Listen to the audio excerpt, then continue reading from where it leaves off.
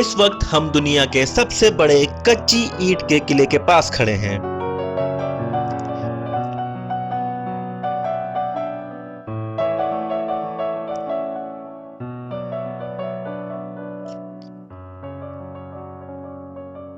यह एक सकाफती मंजर है।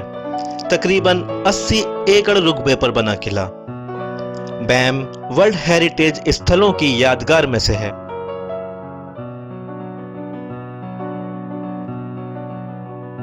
हर साल नौरोज पर बैम शहर लाखों देसी और विदेशी पर्यटकों की मेजबानी करता है। इस साल बैम वर्ल्ड हेरिटेज साइट ने खेलों, रिवायती त्योहार, दस्तकारी वर्कशॉप, पुरातत्व संग्रहालय के कयाम के जरिए बैम शहर में नौरोज मनाने का फैसला किया है।